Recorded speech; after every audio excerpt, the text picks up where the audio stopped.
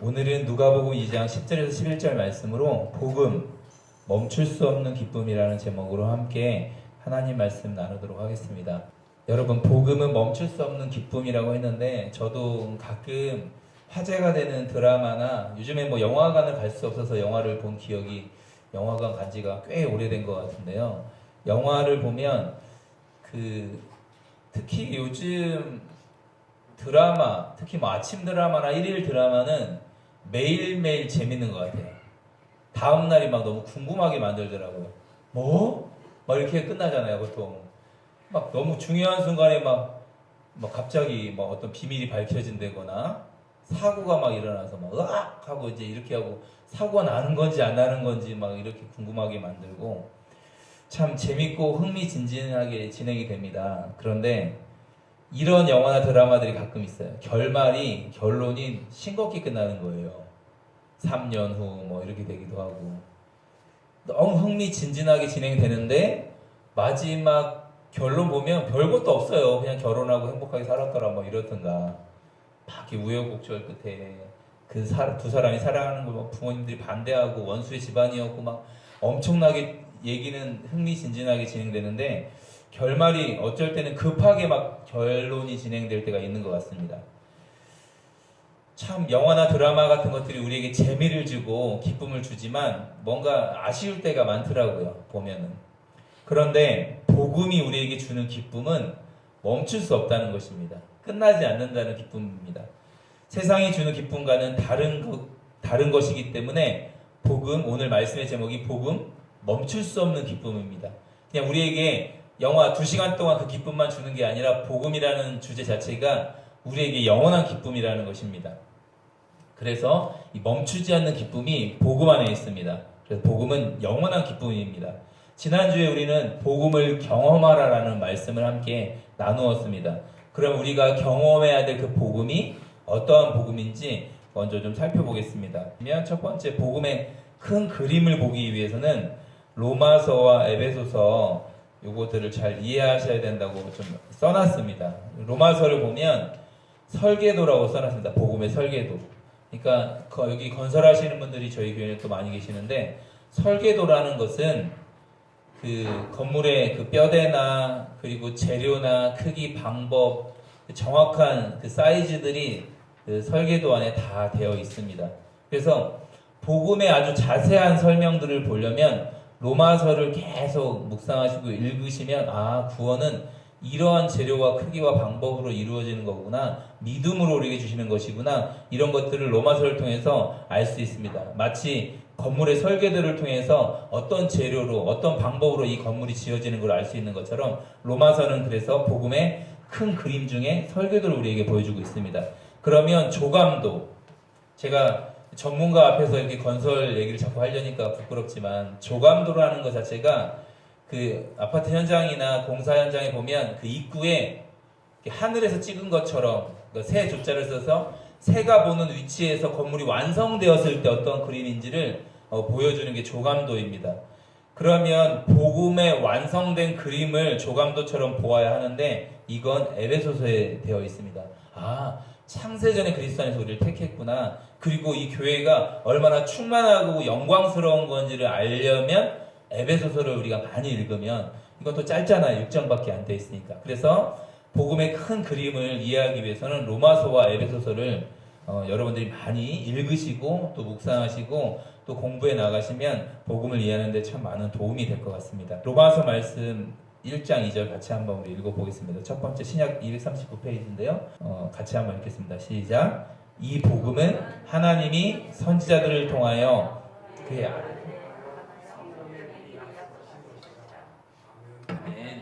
자, 복음을 설명하고 있는데 이 복음은 그러면서 하나님이 누구를 통하여?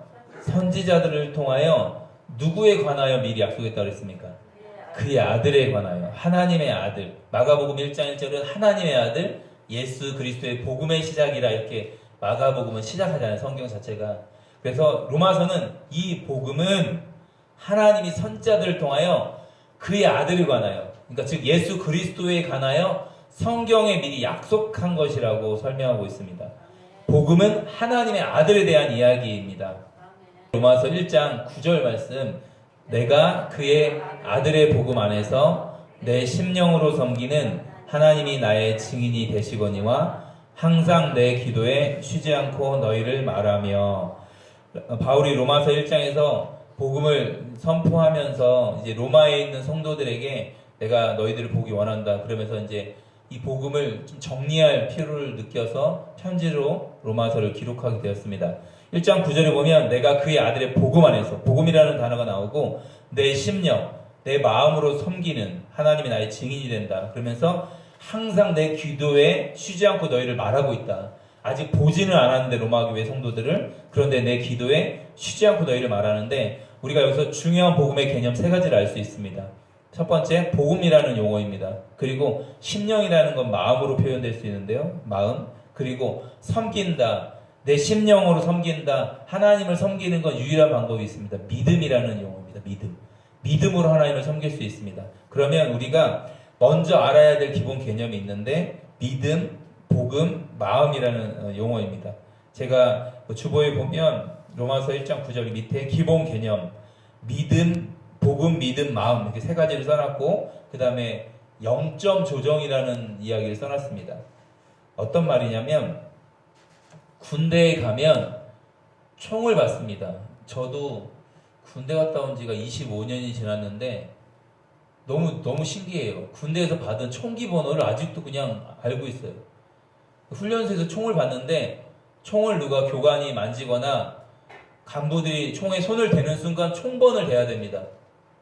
뭐 이제 57번 훈련병 총기 번호 715 734 이거를 대야 돼. 그러니까 제 총기 번호는 715 734를 25년이 지났는데 아직도 그냥 자연스럽게 나오고 있어요.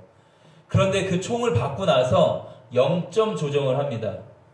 무슨 말이냐면, 이걸로 사격을 하면 이건 저보다 먼저 군대를 왔던 사람이 썼던 총이기 때문에, 제가 이제 훈련병으로 들어갔을 때 제가 누가 썼던 총을 받았기 때문에 저랑 체격이나 키가 전혀 다르기 때문에 제 눈에 정확하게 맞추기 위해서는 0점 조정을 해야 됩니다. 바로 실전 사격을 할 수가 없고, 그래서 가까운 거리에서 그 탄착군을 형성을 해서 총을 쏘고 나서 저에게 맞는 걸로 상하 좌우를 조정을 해야 됩니다. 무슨 말이냐면, 복음에 대한 기본 중요한 세 가지 단어가 있는데, 복음, 믿음, 마음이라는 이 용어를 성경이 말하는 대로 0점 조정을 해야 됩니다. 각자가 생각하는 믿음의 개념이 다르기 때문입니다. 그리고 복음을 설명해 보십시오 라고 하면 이게 다 알고 있는 내용인데, 이게 막상 또 훈련을 받지 않으면, 제대로 체계적으로 훈련받지 않으면, 주변에 동생들이 집사님 만나서, 집사님 나도 교회 나가고 싶은데 복음이 뭐야? 그러면 복음 뭐 좋은 거야 막 이렇게 뭔가 다 아는데 막 구원받는 거야, 너무 행복한 거야. 그런데 뭔가 정리해서 말하려면 이 복음에 대한 정리가 잘 안 되어 있습니다. 많이 들었는데 정확하게 설명하기가 어렵습니다. 그리고 믿음이라는 이 용어 자체가 또 굉장히 혼란스럽습니다.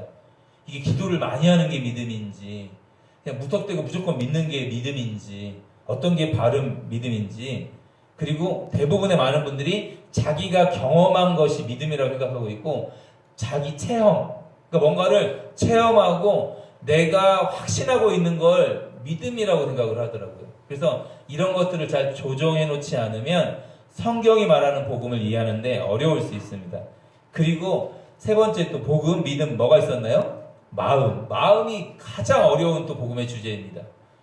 왜냐면 마음이 10길 물속은 알아도 한 길 뭔 모른대요? 사람 마음속은 모른다고 합니다. 그래서 유행가에도 그런 가사가 있잖아요. 내가 왜 이러는지 몰라. 자꾸만 왜 그런지 몰라. 그러니까 내가 그렇게 행동하고 싶지 않은데 왜 그렇게 행동하는지 자기도 모르겠다는 거예요. 자기가 자기 마음을 모르면 누가 알 수 있습니까? 이건 마음이라는 주제는요, 연구해서 심리학으로 많은 사람들의 마음을 좀 연구해서 학문으로 그 행동을 고치는 수준은 되지만 실제 그 사람의 정말 깊은 마음을 근본적으로 치료해 줄 수는 없습니다. 그래서 마음은 누가 정확하게 아시냐면 우리를 지으신 하나님이 우리의 마음을 정확하게 알고 계십니다. 할렐루야. 그래서 믿는다는 건요, 마음 중심으로 믿는 것입니다. 이 믿음의 주소지가 우리의 마음입니다. 마음을 정확하게 알 수 있는 건 복음을 들을 때 그 사람의 마음이 이제 드러나게 되어 있습니다. 사람을 창조하신 분이 정확하게 이 마음을 알고 계십니다. 복음 앞에 우리의 마음이 다 숨기지 말고 드러나야 합니다. 우리가 두려움이라는 주제 살펴볼 때도 그랬잖아요. 내가 드러나는 게 두렵기 때문에 내 마음을 열질 않습니다. 그래서 이 복음의 기본 개념을 0점 조정을 잘 하시면 이제 복음을 이해하는 데 있어서 듣는데 도움이 많이 될 수 있습니다. 자, 복음은 기쁜 소식입니다. 복음은 기쁜 소식. 그런데 저마다 기쁜 소식이 다 다릅니다. 제가 청년들한테 이 복음 캠프를 진행하면서 어떨 때 가장 기뻐요? 라고 이야기했더니 우리 자매 청년이 택배 받을 때요. 이렇게 기쁘다고 하시더라고요. 택배 받을 때 기쁘죠. 내가 주문한 택배가 올 때. 그런데 그 기쁨이 아주 일시적입니다. 그러니까 우리의 어떤 소원이 성취됐을 때 우리는 굉장히 기뻐합니다. 사람이 추구하는 복음. 아까 택배를 받는 것도 우리에게 어떤 소원이 성취되는 겁니다. 내가 원하는 것들이 나에게 오는 거니까. 자, 소원 성취. 처음에 소원 성취.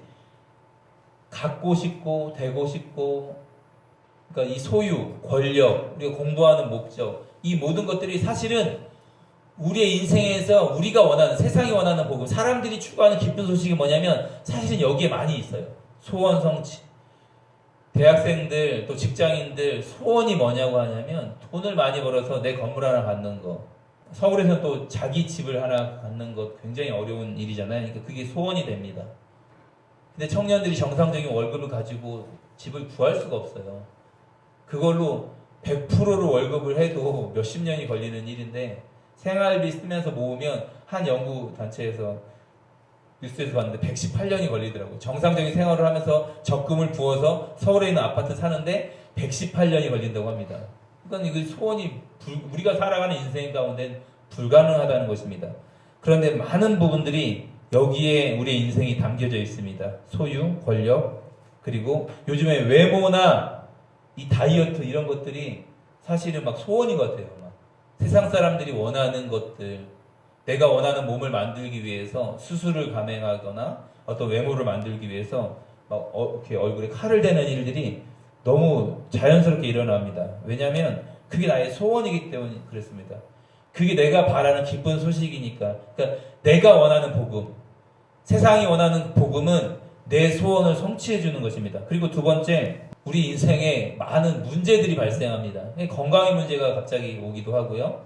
그리고 빚이 생겼다. 내가 사업을 하다가, 내가 일을 하다가 재정을 잘 못 관리해서 나에게 빚이 생겼다. 그러면 소원 성취가 이제는 기쁜 소식이 아니라 이 빚이 해결되는 게, 이 문제가 해결되는 게 그 사람에게 기쁜 소식이 됩니다. 그래서 저희 나라에서는 부자가 어떤 사람이 부자냐면 빚이 없는 사람이 부자잖아요. 빚이 없는 사람이. 그리고 자녀에게 문제가 생겼다. 가족 안에. 그리고 상처, 소유. 그리고 어떤 사람과의 관계에 문제가 생겼다. 그러니까 가정에서 부모님과 또 결혼한 사람들은 아내와 관계가 꼬였을 때, 서로 대화하기가 힘들 때 우리는 너무 힘듭니다. 만약에 부부 사이에, 자녀와 부모 사이에 너무 마음이 어려워서 대화를 단절하고 있다. 그러면 그 관계가 만약에 문제가 발생을 하면 우리의 기쁜 소식은 어떤 게 기쁜 소식이냐면 그 자녀와 이야기를 회복하는 게 기쁜 소식이 되는 거예요. 지금 여기 현장에 나와 있는 분들은 중학생, 고등학생 키우는, 특히 남자아이를 키우는 부모님들은 참 이해할 수 있는, 도저히 말이 안 통하는 이 아들과 정말로 이 관계가 어그러지고 엄마 필요 없어! 엄마가 나한테 해준 게 뭐야! 라고 했을 때 정말 우리 아이들도 있지만 그냥 진짜 때리고 싶잖아요. 와, 진짜 정말 버릇 없다. 내 속으로 나왔지만 정말 짜증난다. 내가 왜 키워주나 모르겠다. 해준 게 없다니. 하루에 잠자는 거, 먹는 것만 따져도 하루에 얼마씩을 평생을 키웠는데 해준 게 없다고. 참 그렇게 관계가 꼬였을 때, 특히 부부 안에 어려움이 발생했을 때 가장 어려운 게 그거잖아요. 대화를 하지 않는 거, 말을 하지 않는 거. 그래서 이런 문제가 발생을 했을 때 이 문제가 해결돼야만 우리에게 기쁨이 옵니다. 그런데 이것도 잠깐이라는 거예요. 또 관계가 꼬이거나 또 싸우게 되면 이것도 우리에게 기쁨을 주지 않습니다. 그런데 개인에게만 문제가 있습니까? 가정에게도 문제가 발생을 하죠. 그리고 직장에 문제가 발생을 하기도 합니다. 사업하시는 분들도 사업에 수많은 일들이 발생하기도 합니다. 그러니까 목회자들도 사실은 성도님들을 더 잘 이해해야 되는데 그 사실은 세상에서 돈 벌기가 얼마나 힘듭니까? 그리고 사업을 진행하시는 분들도 진짜 그 책임자로서 그 자기 사업의 직장의 오너로서 얼마나 머리 아픈 것들이 많습니까? 또 이래저래서 이제 또 사업을 시작하시는 자기 가게를 시작하는 분들이 이제는 직장 생활할 때하고는 진짜 또 오너 할 때 너무 다르잖아요. 이게 부담감이나 이 중압감이나 이런 부담감이. 그런데 이 어떤 개인의 사업, 직장 이런 문제도 있는데 나라에 큰 문제가 발생을 했다. 우리가 알고 있지만 이 코로나가 우리나라뿐만 아니라 전 세계의 문제잖아요. 그러니까 항공사가 다 막히고. 그러니까 세계적인 이런 질병의 문제가 발생을 했다. 이러면 이 문제가 해결되지 않고서는요, 우리의 일상의 기쁨을 회복할 수가 없습니다. 당연하게 누렸던 것들을 우리가 기쁨이라고도 여기지 않았던 거, 그냥 마스크 벗고 이야기하고 카페에서 차 마시고 했던 것들이 몇 주 전까지 허락이 안 되니까, 와, 아니, 커피숍 가서 그냥 차 한 잔 마시면 소원이 없겠다. 그런 마음이 저도 들더라고요. 정부에서 그냥 아예 딱 금해버리니까. 근데 막상 또 이렇게 자유롭게 허락을 해주면 또 들어가지는 않잖아요. 근데 또 들어가지 말라고 하면 막 들어가서 창가에 앉아서 이렇게 커피 먹고 싶은 게 막 소원이잖아요. 근데 막상 또 허락해주면 별로 하지도 않아. 바빠서 갈 시간도 없는데 사람이 희한하잖아요. 그래서 세계적인 문제가 발생했을 때는 우리의 소원이 중요한 게 아니라 저 문제가 해결돼야만 기쁜 소식이 느껴집니다. 그러니까 이 특성들은 제가 나중에 또 설명드리겠지만 다 일시적이고 부분적이고 상대적인 것이랍니다. 자, 일시적인 거. 우리의 외모가 영원합니까? 영원하지 않습니다. 나이 60, 70 되면 뭐 외모 이런 거에 별로 크게 유혹할 것도 없고 유혹받을 것도 없습니다. 평준화가 일어납니다. 그리고 학벌 같은 것들도 막 그 20대, 30대 때나 어떤 스펙, 학벌이 중요하지 50대 이상 되면 이제는 다 이제 은퇴를 준비해야 될 나이고 이게 학벌에 별로 큰 평준화가 일어납니다. 그리고 이제 60, 70이 넘어가면 건강의 평준화가 거의 일어납니다. 그 날고 긴 어떤 막 대단한 건강을 지녔어도 뭐 사실은 뭐 이렇게 헬스클럽에 막 평생 몸을 이렇게 멋지게 하셨던 분들도 70, 80 넘어가면 아이고 쑤신 거 똑같잖아요. 여기저기 쑤시고 아픈 것들은. 그래서 일어날 때마다 아이고 이런 막 소리가 날 수밖에 없는. 그러니까 대단한 몸을 가졌어도 이건 일시적이라는 것입니다. 이거 50년을 유지할 수도 없습니다. 그리고 이런 모든 소원 성취나 이 문제 해결이라는 기쁜 소식이 부분적인 기쁜 소식이라는 것입니다. 처음에 일시적이고 부분적. 왜 그러냐면 제가 그 초등부 할 때 저희 선생님이 임용고시에 합격이 되셨어요. 지금도 기억나는데 임용고시 합격되는 게 얼마나 교대 나온 사람들에게 얼마나 큰 기쁜 소식입니까? 그래서 임용고시 합격된 소식을 병원에 입원하셔서 들었어요. 환자복을 입고 합격 소식을 인터넷으로 확인하셨습니다. 요도 쪽에 문제가 있으셔서 남자분이셨는데 그 수술을 하시고 병원에 입원하실 때 아유 너무 기쁜데 아픈 거예요. 그러니까 임용고시 합격해서 내가 교사가 되는 거 너무 기쁜 소식인데 내 건강에 문제가 생기면 부분적인 기쁜 소식이라는 겁니다. 내 전부가 이 건강이 아픈 것까지 해결해 주지 않아요. 그 합격이라는 소식이. 그러니까 아프리카에 빵을 주는 사역이 있습니다. 너무나 귀한 사역이고 반드시 해야 될 사역입니다. 그런데 선교사님들이 너무 비참하고 힘들 때가 있다는 거예요. 1000명분의 빵을 준비해서 갔는데 아이들이 5000명이 와요. 그러면 이거 정말 당혹스럽습니다. 저도 파키스탄에 선교를 가고 네팔 이런 데 선교 갔을 때 저희가 아이들 뭐 색연필이나 이런 어떤 문구 뭐 이런 사경품 팔찌 이런 것들을 한 50개 막 100개 저희 딴에서 많이 준비해서 모아서 갔는데 생각보다 동네에서 많이 애들이 오면 한 200명 오잖아요. 와, 100명 주고 나머지 50명을 못 주면 이게 너무 막 미안한 거예요. 그러면 팀원들 10명이 어떤 현상이 발생하냐면 자기 핸드백에 있는 거, 자기 그 가방에 있는 것들, 볼펜, 뭐 자기 시계 풀기도 하고 막 머리띠, 손수건 다 어떤 거 하나라도 주고 싶어서 안타까우니까. 여러분, 다 만족할 수가 없습니다. 부분적으로밖에 만족할 수 없습니다. 그리고 이 기쁜 소식은 상대적이라는 것입니다. 자, 좋은 대학 가는 게, 우리나라 최고의 대학 가는 게 자기 소원이었어요. 그래서 그 100대 1의 경쟁률을 뚫고 합격을 했습니다. 그러면 100대 1의 경쟁률을 뚫고 한 명이 기쁜 소식을 얻었다면 99명은 어떻게 됩니까? 네, 99명은 슬픈 소식인 거죠.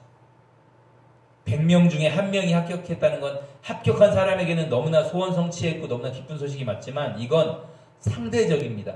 99명의 탈락자들을 전제로 한 기쁜 소식입니다. 그래서 다른 이들에게는 절대 99명에게는 기쁜 소식이 될 수가 없습니다. 한번 요한복음 6장 66절 67절 같이 한번 읽겠습니다. 시작. 그때부터 그의 제자 중에서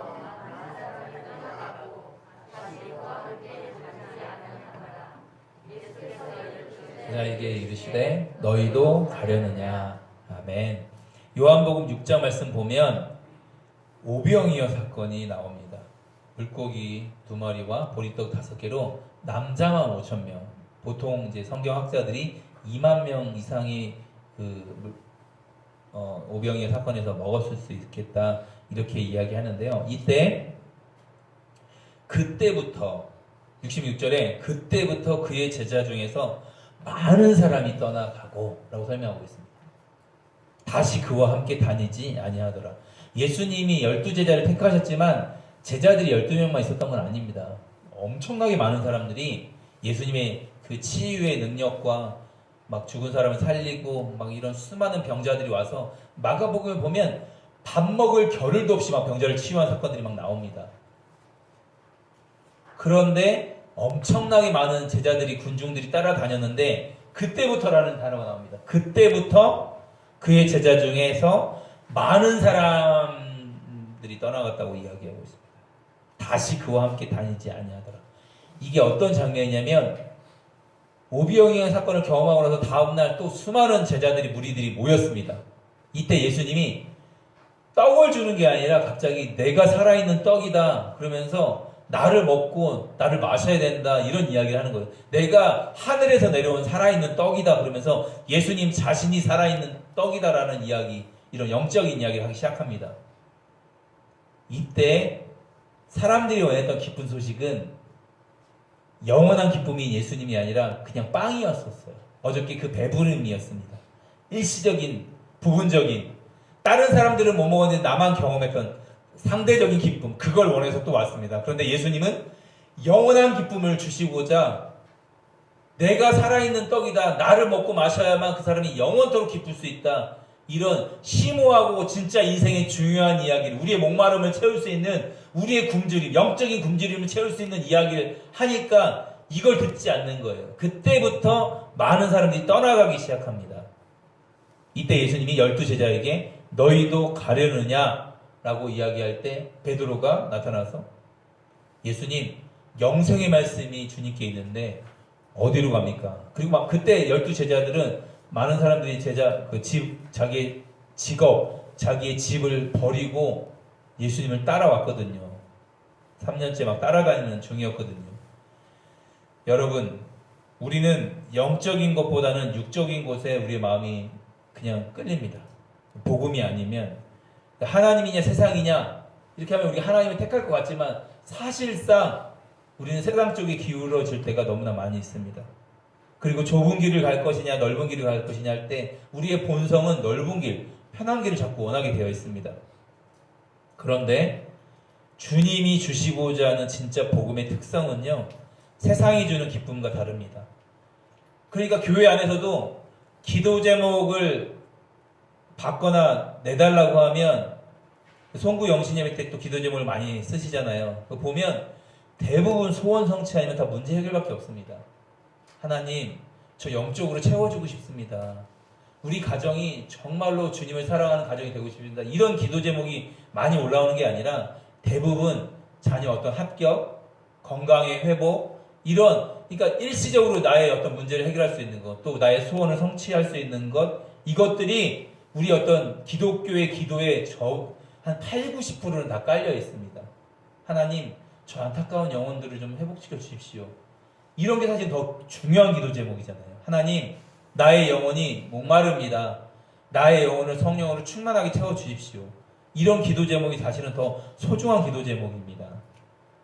그래서 주님이 주시는 진정한 복음의 특성은, 자, 이제 아까 일시적이고 부분적이고 상대적이라고 했잖아요. 한번 설명을 해드리겠습니다. 진짜 복음을 구별하는 공식.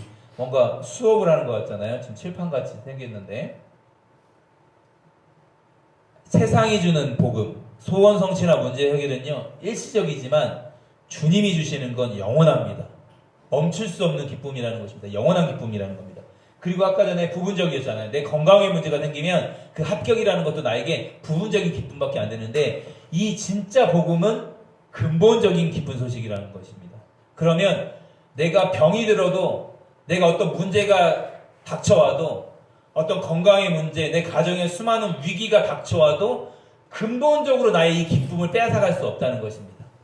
복음에는 이런 기쁨이 담겨져 있습니다. 그리고 이건 상대적인 기쁜 소식이 아니라 100명이면 100명 다 기쁠 수 있는 절대적인 기쁜 소식입니다.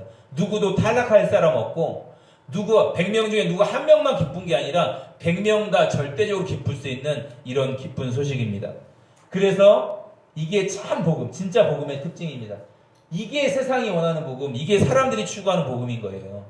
나에게 일시적인 기쁨, 부분적인 기쁨, 상대적인 기쁨. 여러분, 우리가 원하는 아파트, 제가 아파트 성촌동에 있는 단지에 이사간 선생님한테 물어봤어요. 40평 넘게 큰 데로 이사 가셨거든요. 집사님, 얼마나 기쁘셨어요? 목사님, 한두 달밖에 안 가요.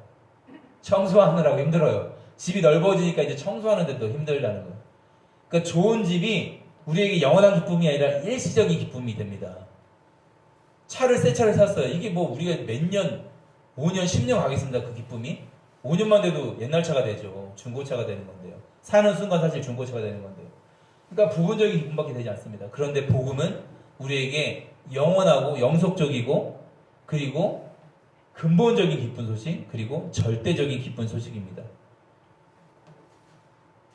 조금만 생각해보면 진짜 복음, 이게 중요한데, 예수님이 내가 살아있는 떡이다, 나를 가져라 라면 사람들이 별로 받지 않아요. 그런데 떡을 주면 받게 됩니다. 와, 나의 배고픔을 해결한 떡을 원하는 거예요. 떡을 사람들은 일시적인 부분적인 만족을 주고 상대적인 만족을 주는 이걸 원하는 거예요. 그래서 돈이라는 게 우리에게 중요하지만 세상을 살아가는데, 그런데 그게 우리에게 영원한 만족을 주지 않고 근본적인 만족이 안 되고 절대적인 만족이 되지 않는데도 우리는 소유를 위해서 평생을 살아갑니다. 그걸 얻으려고. 근데 막상 또 얻으면 일시적인 거예요. 그리고 굉장히 부분적입니다. 상대적이고요. 상대적인 박탈감 있잖아요. 내가 뭐 1억을 가졌어요. 내가 10억을 가졌어요. 근데 뭐 1000억, 몇 조 원을 가진 사람 앞에서는 상대적으로 박탈감이 생길 거 아니에요. 대한민국에서 자살률이 굉장히 많이 올랐던 도시가 있습니다. 세종시입니다. 세종시가 개발되고 나서 거기에 정부 청사가 들어오고 아파트들이 막 지어질 때 행정구역은 세종시인데 시골인 곳이 있었어요. 그쪽에. 그러니까 주민등록상으로는 세종시지만 그게 시골이에요. 시골 땅에 있었어요. 그냥 집도 그냥 기와집이고 뭐 이런 데도 있었습니다. 그 주변이 아파트들이 들어서는 것들을 보면서 그 어르신들도 많이 그랬지만 상대적 박탈감 때문에 자살률이 그 세종시가 갑자기 올라갔었습니다. 여러분, 우리가 원하는 많은 것들이 굉장히 상대적입니다. 그러니까 우리 존재 안에서는요, 논리적으로 이렇게 설명을 하면 초등학생들도 어른뿐만 아니라 저 진짜 거북이 우리에게 중요하죠. 우리에게 영원하고 근본적이고 절대적인 게 필요합니다. 그런데 우리 존재가 자꾸 이걸 원합니다. 일시적이고 부분적이고 상대적인 거. 왜 그러냐면 여기에는 다 안목의 정욕, 육신의 정욕, 이생의 자랑이 다 있습니다. 그러니까 인정받으려고 살고요. 많은 사람들에게 좋은 평판을 듣기 위해 그렇게 노력을 하고, 그리고 소유, 학벌을 위해서 우리는 달려갈 수밖에 없습니다. 그래서 이 모든 조건을 만족시킬 수 있는 참 복음은 오직 한 분밖에 없습니다. 같이 한번 누가복음 2장 10절 11절 말씀. 천사가 이르되 무서워하지 말라.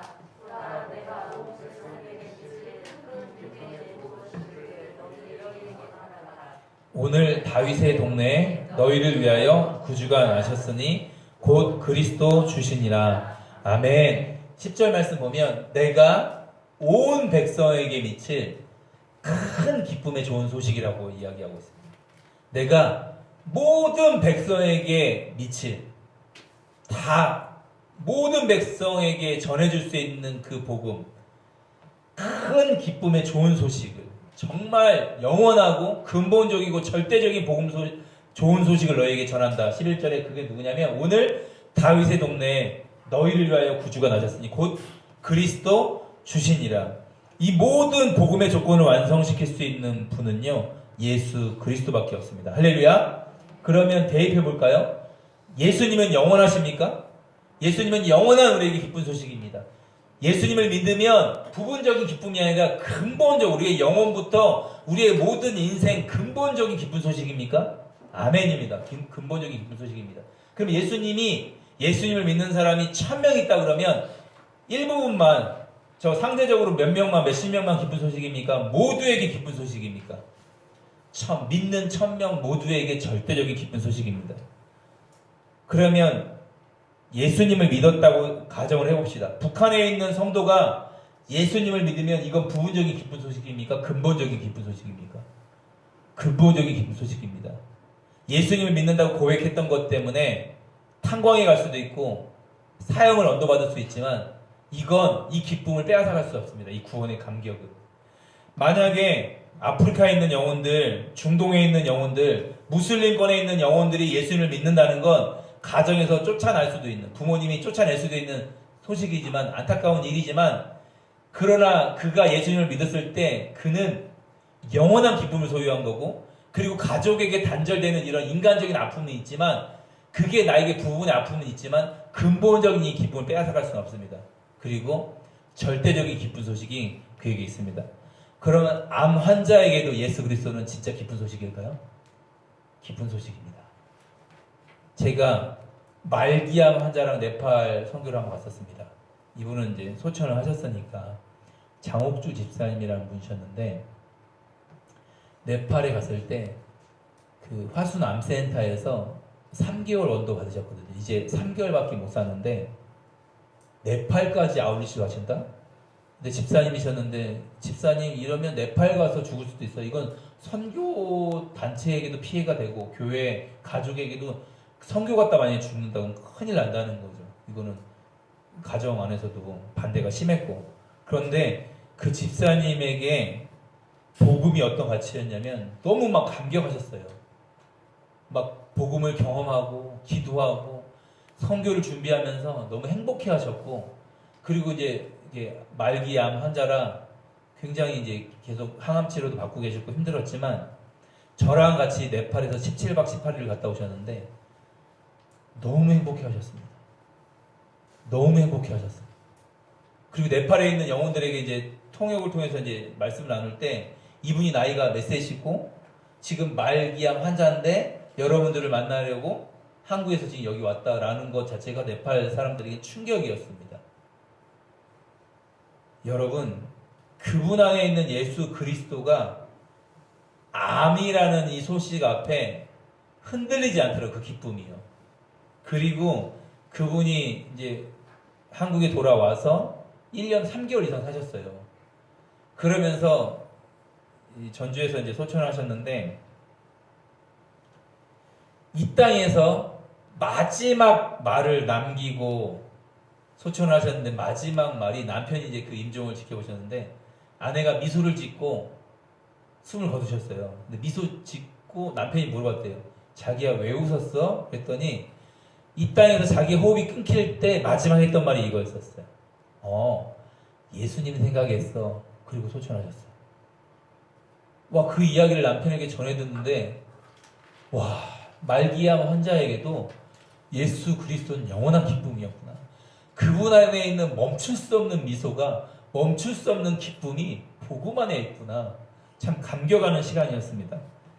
여러분, 이런 복음을 경험하자는 것입니다. 우리가 한 해 동안 원월드 교회가 누굴 만나도 이 복음을 전할 수 있는, 나에게 예수 그리스도가 이런 가치라는 거 전할 수 있는.